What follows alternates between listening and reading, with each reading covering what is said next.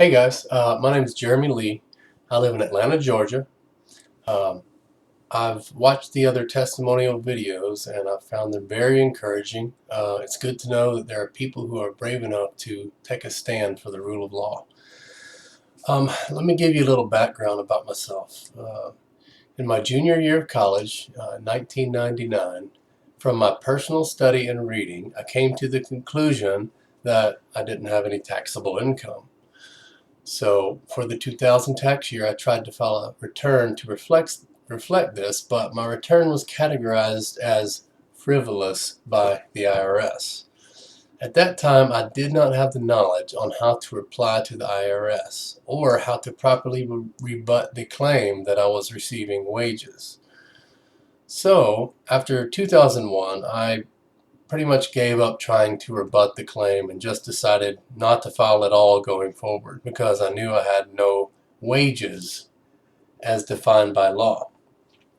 But during that time, I was still unjustly paying income taxes through withholding. So it wasn't a very good solution.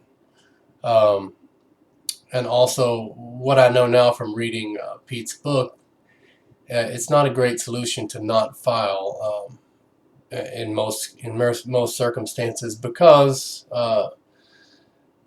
your companies have filed information returns to the IRS claiming that they paid you wages, and those need to be rebutted. But anyway, the last year a friend of mine recommended that I read Pete's book, Cracking the Code, and I wanted to tell you guys a couple key things I learned from the book. Number one, it clearly lays out how to read law. For example, how to properly apply custom definitions, such as the words wages, or employee, or employer, or employment, or United States, or state, or the phrase trade or business. These things sound like words we all know what mean, and in common speech we know what these mean, but in law they mean something oftentimes much more narrow. And you can't assume that they all mean whatever their common definition means. So just reading the law without looking at the definitions is a big mistake. It leads to confusion.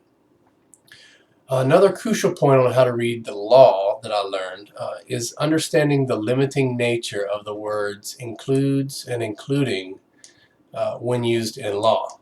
And that's a big one. And I think the last point I'll make on how to read the law that I learned is understanding the relationship of the regulations to the statutes. What is the difference? How do they relate to each other? And then learning some of Congress's tricks that they've used to, it's regarding splitting up the law between the two, between the regulations and the statutes. And in splitting up the law that way, it has the intent to confuse the issue of what is being required. Second thing I learned from the book is that it explains the 16th Amendment, and I view the 16th Amendment as something that's very confusing to most people.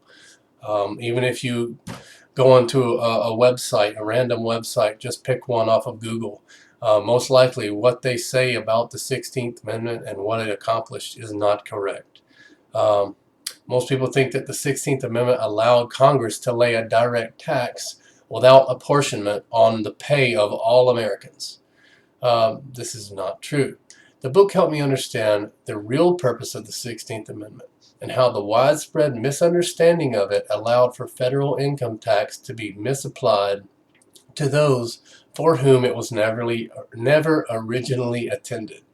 The 16th Amendment didn't launch the tax.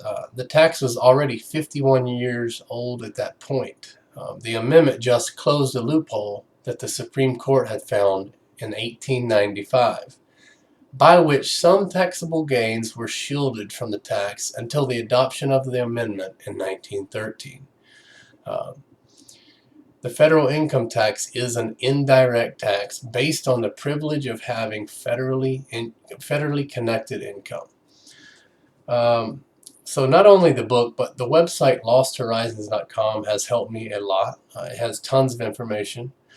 Uh, the two things I found especially helpful were, number one, over 1,000 posted refunds, many times with their associated returns. It's very interesting to me to see the different ways that people have taken a stand as a result of learning the truth. Um, and secondly, I found it helpful to go through the explanations of various popular tax protester / tax honesty misunderstandings of the law. Um, I myself had a few misunderstandings, and that page was very logical and thorough, and it helped me get a better understanding. I highly recommend the book and the website. Uh, Using the truth I learned about the law, I filed my tax returns correctly for the first time ever in July 2015, and I have already seen the IRS admit that I owe no tax for the past 4 years. Also, I have received back 2 years worth of full refunds of Georgia state income taxes, and I'm expecting more. I'd like to end here with one of my favorite quotes from founding father Samuel Adams.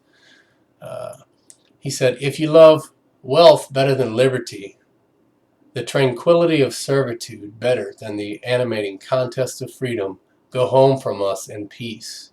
We ask not your counsels or arms. Crouch down and lick the hands which feed you. May your chains set lightly upon you, and may posterity forget that you are our countrymen." Thanks.